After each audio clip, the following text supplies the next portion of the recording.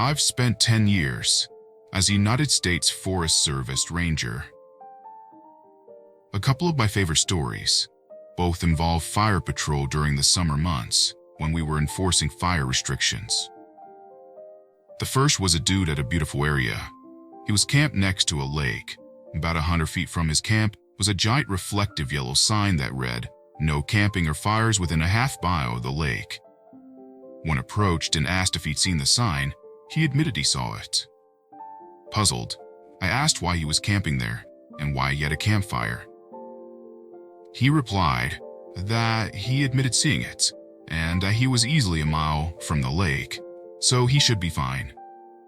I kicked a stone into the water and informed him that he was only about 10 feet from the lake, and I was going to need his ID, and I was going to issue him a citation. Another time, also in the late-night fire patrol, we drove past a designated day-use picnic area. This particular area had fire pits, benches, restrooms, water, and it was well developed.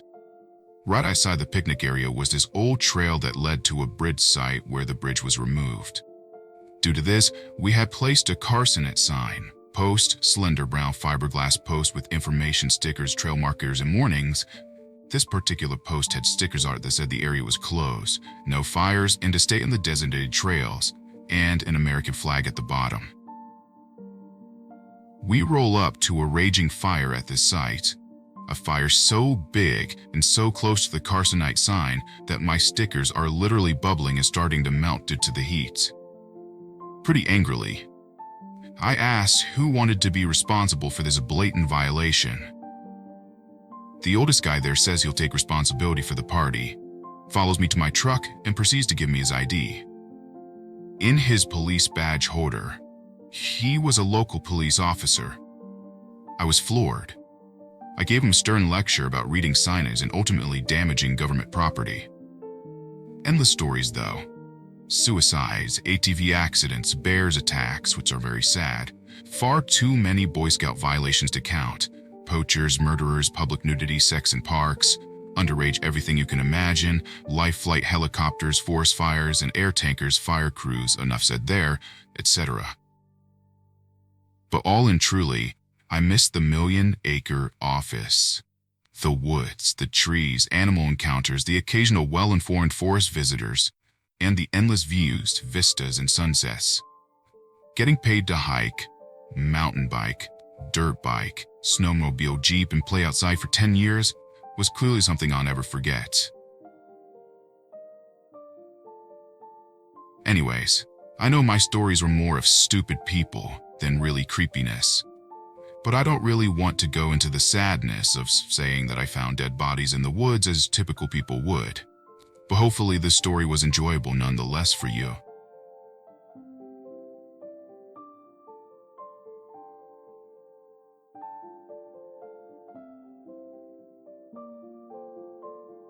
These stories both happened to me over the past few years. My Boy Scout troop had been camping in historic Gettysburg, Pennsylvania for Memorial Day weekend, as it had been a tradition for our troop to go there and earn the 10-mile hike medal. We also did some sightseeing. Now our Boy Scout troop visits every 4 years, and I had gone twice now already. On my first visit back in 2013, I had only stayed for 1 day because I had gotten sick due to my stomach having a stomach bug that had been going around. Although, up to the moments that I'd gotten sick, I swear I kept seeing things out of the corner of my eye. I know it may sound cheesy, but I swear I felt like I was being watched by something. Around lunchtime of that day, we had sat down on the benches and had lunch. Keep in mind, this is before I had gotten sick. I was sitting by myself because I had only joined the troop about 4 months before we had gone to the Gettysburg trip, so I still didn't have many friends yet. As I was eating, I saw something quickly duck behind a bush in the tree line. Now, I know that it couldn't have been a person because there was a lot of poison ivy in the woods, and our scoutmaster has specifically instructed us not to go near the woods and to avoid touching the plants. but when I saw something quickly tuck its head into the bushes the second I looked over at it, I had felt an eerie feeling of dread for a while. We went to the visitor center of the park, and we also went into the gift shop. At this point, I was feeling terrible and just decided to sit down. The feeling got worse until I had quickly run outside and throw up into the trash can on the sidewalk.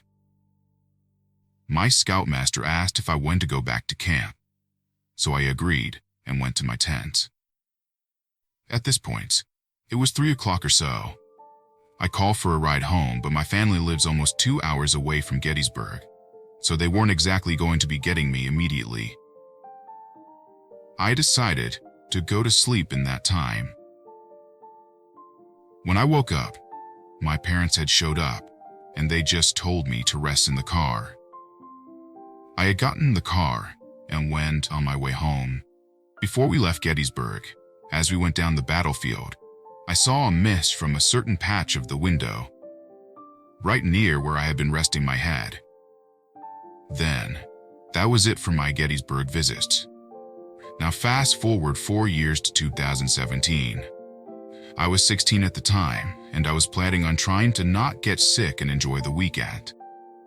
I didn't get sick this time, so I was able to see all the historical sites for the first time. But something unusual happened to some of my troop members one night. So, we decided it was a good idea to walk to the battlefield at night, just to see what it was like. I had agreed and went with 5 other members of the troop.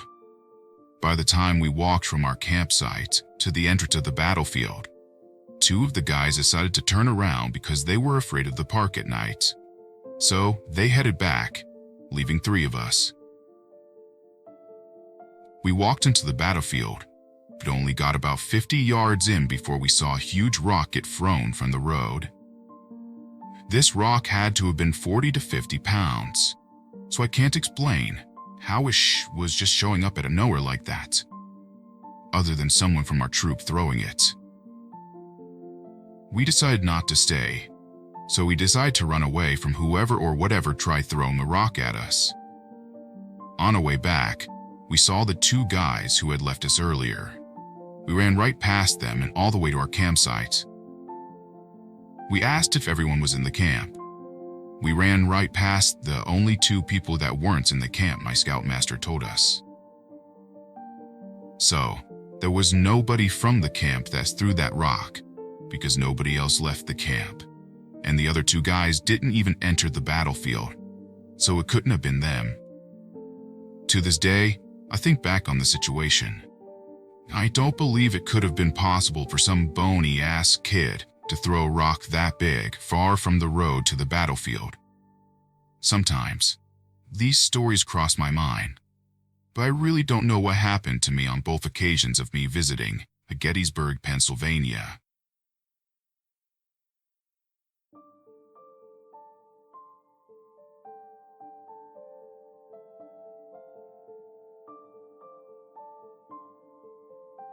A little background on the events I'm about to write about. This all happened in mid-October. My family owns about 160 acres of land in the middle of nowhere. Closest neighbor is a friend who let us rent the pasture for his cattle when he needs to. Some friends and I decided we wanted to build a little cabin out there and that we would hang out at it. So, one weekend, one of my friends and I loaded up a tractor we were renting from his dad and headed up out there. It was just me and him that weekend, as everyone else was busy. We got there a little late, since it took a while to get everything loaded and packed for the weekend. He sat about setting up the tent and I made our fire. As I did so, I made an odd discovery. There was a phone book from a few towns over, still in his plastic sleeve, right next to our fire pit. I picked it up and showed my friend. We both enjoyed scaring ourselves, and I made the comment that we aren't alone out here, and we both laughed at it.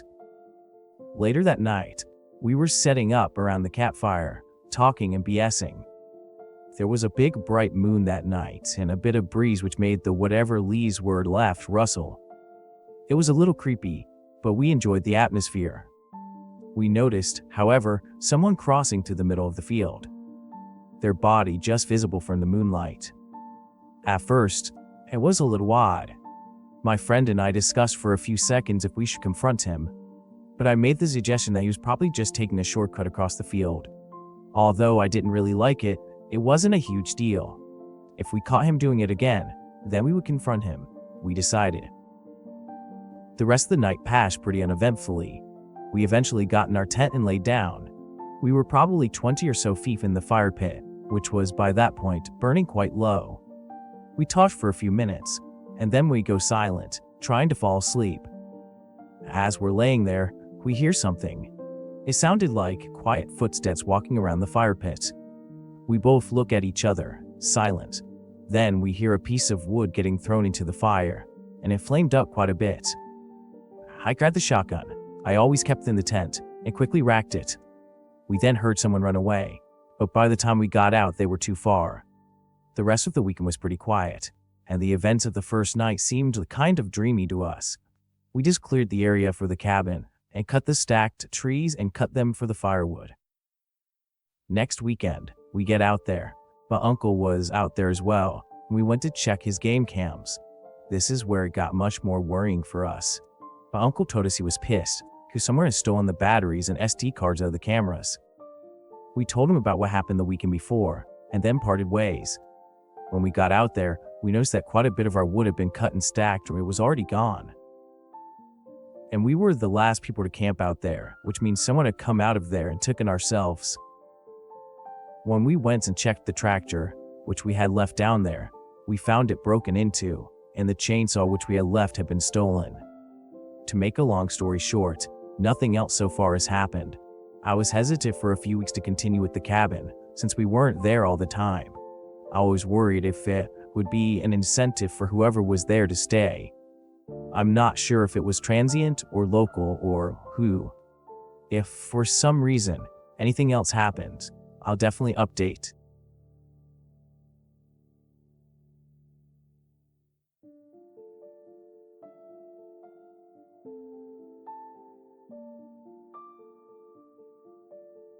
I was on a cadet weekend 6 or so years ago at Thetford Training Ground. It has been a training ground for a good century, and has a lot of history in the area.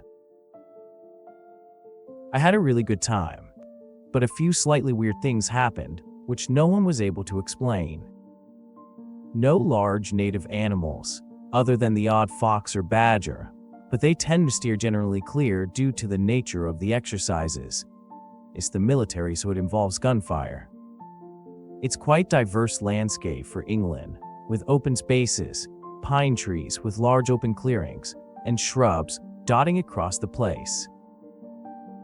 5 of us cadets were on patrol through the pine-covered areas on the outskirts of a big, plain clearing. It's around 3 square kilometers. Only distinguishable feature was a large mound in the middle of this clearing. Anyway, one of us shouts, "Stand to!" and in excitement and slight confusion as to what he could have seen, we all eagerly take position. We laid our pointing rifles in the same direction as everyone else, looking for the threats. NCO then tells us how he saw a figure moving at top of the mound and that it was probably the sergeant testing us. So we vigilantly go over low and behold, there is no one there. Remember the NCO, who was only 16 and I was 13 at the time, being very creeped out. 13-year-old me was slightly amused, but mainly just ecstatic at being out in the woods. No adults and with rifles, no magazines though, so it was kinda pointless. Could he have been fucking with us? Of course. But something tells me he probably wasn't. Later on, we set up camp in a lightly forested area and got on some sentry duties. I took one of the first watches and felt very creeped out, as if I was being watched. I had my rifle with me, giving me a weird sense of confidence, so I brushed it off and lay there for a few hours. Later on in the night, another sentry orders stand came toward us, and we all hear rustling in the bushes. pretty loud and we're all a bit spooked. The adults go and investigate and come back telling us it's a rogue sheep from a nearby farm. One of the adults told me later that she's always found that ground to be creepy. This woman is pretty fucking tough as nails and never appeared to be scared by much, but admitted that she once was walking to the camp at night and swore she was being followed by footsteps and stopped when hers did. She never really took any jokes and did not have much of a sense of humor. But still, maybe she was fucking with us all along, and this was an elaborate prank. However, she was not the sort to do the ha-has. It's not essentially creepy, but still slightly out of the norm. A lot of creepy noises and things happened in that small set of woods. But those stories are for another day.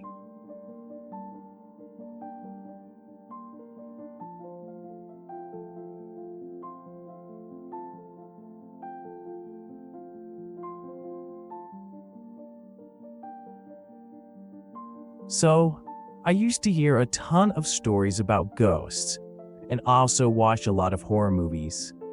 But since I'd never experienced anything ghostly or anything like that, I never really knew if I believed them. One day, me and my two friends visited the spooky forest. It's not too nearby, but we managed to get there just to check it out, as we love the natural atmosphere. You know, giving my lungs some adrenaline of fresh air. The time we reached there was about 7 p.m., when it was already getting dark, and just to let you know, there's no light source in the forest except the entrance and exit of the forest area, so it was much darker than we expected. My friend had his Apple, and I had my Tab, with dual flash, so we decided to use them, at least to see each other. An hour passed by, and we were having a conversation. And we were smoking some cigarettes. We were sitting under a tree, as it was thick enough for all of us to lay on our backs and just relax. We were having a good time, until we started hearing a weird sound. Like two rocks are being smashed into each other, or one rock smashing on the ground, again and again. We were pretty confused. I told my friends that it must be a cat trying to climb a tree, making the weak branches fall off, making it sound like the rock being hit. But it didn't stop for like 3 or 4 minutes though. Now after some minutes, it finally stopped for a while, and we were still assuming it was an animal doing these sounds. I've spent many times out in these state parks, and every time I do, we can usually explain these things. But this was a little different. Things went silent for 5 minutes. We started our conversation about this forest atmosphere being so windy and cold. Then apparently, a rock fell on my friend's head. Wonder how a rock can be up there on a tree. Just in 4 to 5 seconds, a big branch from the tree fell on my lap, scaring the shit out of me, and once again, my friend felt like water drops falling on his neck. How is there still a chance of water dropping down from a tree when the rainy season was already over for 2 months? We haven't seen a lick of rain for weeks. This night was clearly not our lucky night, as we heard the same sound of the rock smash again, but now it sounds like it's getting closer. Immediately, without any options to choose, we decided to run out of the forest as quickly as we could. We left the forest safe and sound and headed to our homes. A few days after this incident, one of our friends posted in news about the same forest. There was a huge tower just like a lighthouse. As said by the post, we saw that a tower from a distance but didn't get too close, as it was rocky area and it was too dangerous for us to go there at night. So in this post, a boy was passing by the tower, and the first thing he saw was a person, but only his head. The post also said the police couldn't find the body, but just the head of a man, which was already found by the same person who said he saw it while passing by. But the question is, what happened to this guy? How in the world can this ever happen to someone? It can be the drug addicts who made this forest to get high or something, but I don't think a drug addict would behead somebody. And the weird experience we had a few days ago in the same forest. Was this the same guy doing it after his death? Or maybe there's something else in the forest. My questions are yet to be answered, and I never visited that forest again. Neither did any of my friends.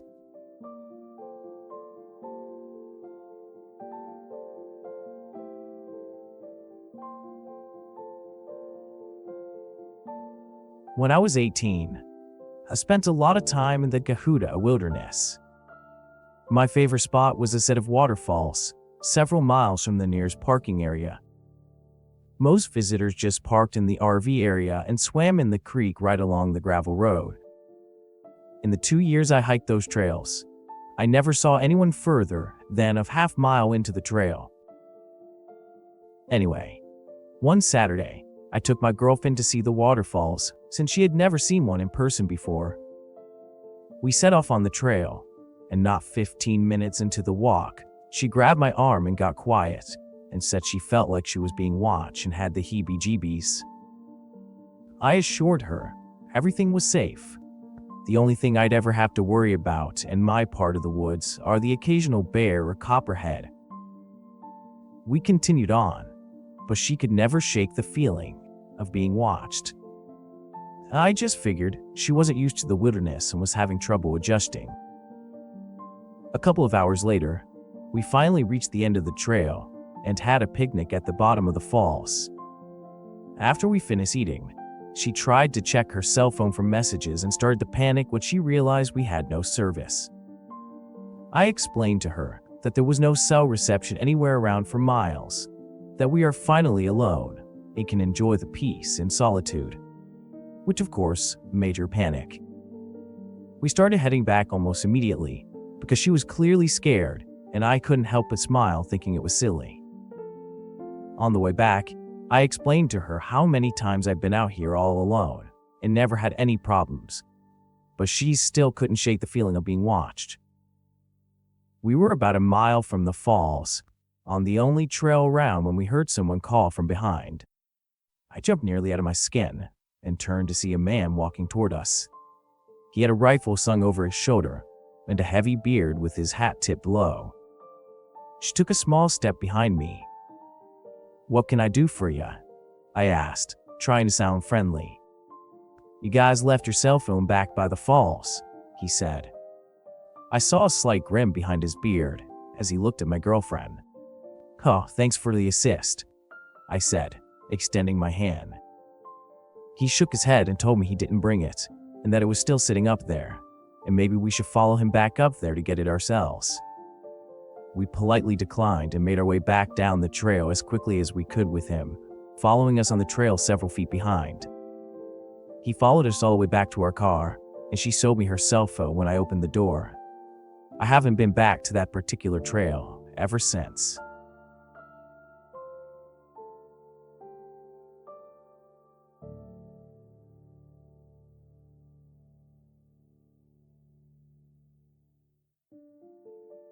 Here are a few details I think you should know. I am a pretty tall and well-built female, so not much scares me. I was 18 at the time this happened, and just the memory of this thing still gives me panic attacks.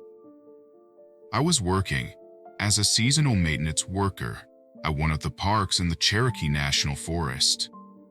Often, I would get to work before the rangers and other workers so that I could take care of the rescue animals. I arrived to work while it was still pitch black outside. I had to open the gate before entering the area where the maintenance building and the animal cages were. I went inside to start my morning routine and prepare the animals' food. I didn't bother to turn on the light, since plenty filtered in through the two full-length windows that faced towards the road and the others towards the cages, so there was plenty of light to see by. As I started getting the food ready, I began to get this sense of creepy unease. I took a look outside for whatever was making me feel this way.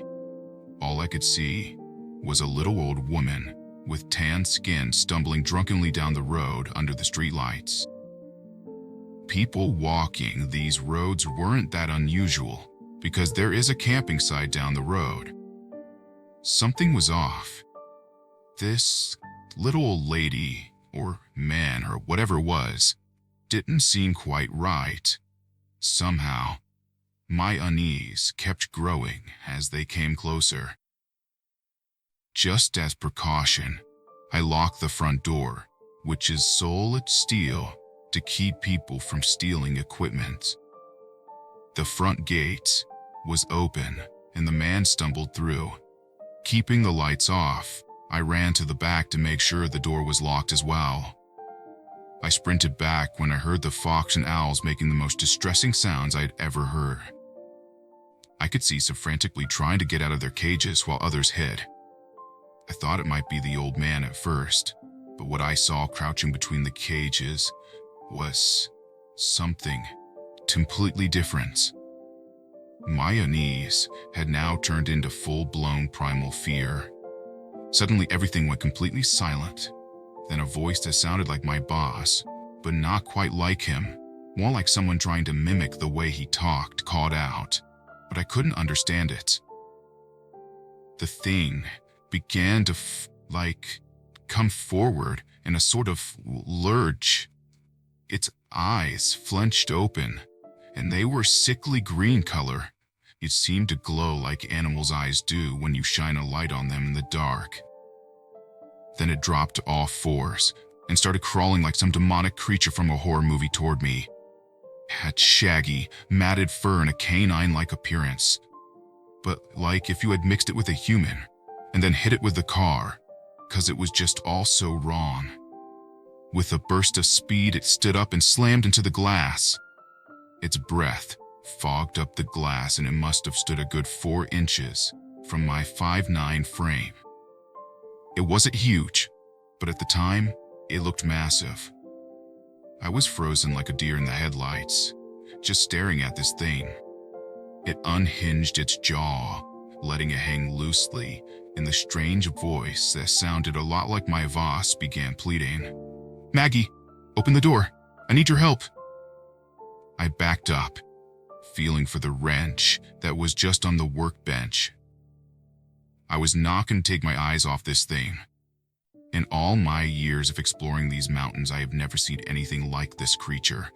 And no, I didn't think the wrench was going to do much against this thing. But what else was I supposed to do? It started, frantically saying, "Let me in. Help me." Each time the voice would change. Sometimes it would be my coworker. Other times it would be my family's voices. All I could think was I just don't know what I could think. I just didn't want this thing to come in here and kill me. I'm not a religious person, but at the time I prayed for anyone to help me. I realized there was this foul stench of rotting meat in the air, and I had to fight, not to retch. The creature paced back and forth, clicking its teeth together as it looked frustrated. Without warning, it rounded the corner, started violently yanking at the door and shrieking, "Let me in! Let me in!" It was the most horrifying thing I had ever seen. I was numb at this point, and all ready to fight for my life. As quickly as it started, it stopped, and the horrible smell began to disappear. I looked out the window in time to see this thing scale the fence and cross the road, disappearing into the forest. Seconds later, my boss came to the little door. I almost collapsed in relief. Taking the wrench from me and sitting me down, I told him what had happened. I thought he wouldn't believe me, but his wrinkled face just grew stern and concerned, and in a voice that was not to be questioned, he told me to never talk about this creature or it will draw his attention. To never speak of it, and lastly, to never invite it in. If I followed these rules, then I should be fine. He's not sure what drew the creature's attention that morning, but for the rest of my time working there, nothing like this happened again. Sometimes, when I'm on the back trails, I can hear voices or smell that overwhelming stench of death. But Huntley, I never see this thing again.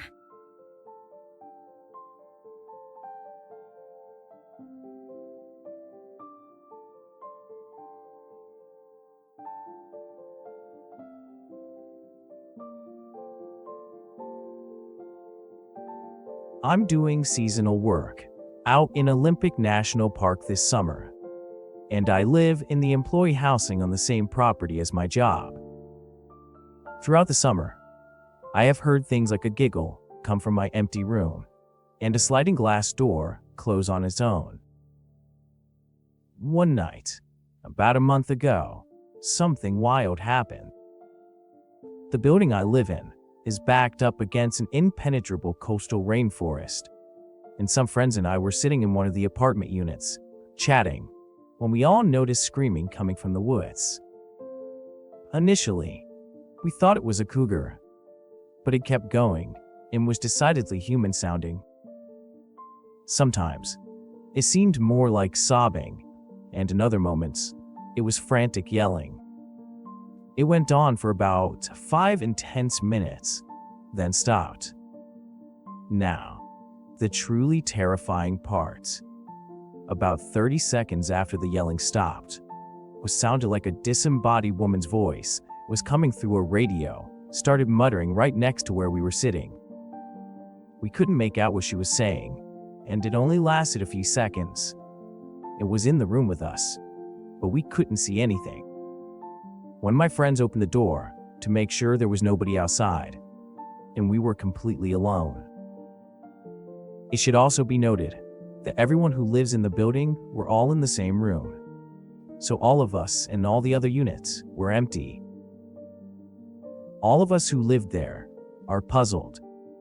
We don't have any logical explanation for what could have happened, and just can't seem to find one. But I tell you what, the Olympic National Park is very haunted.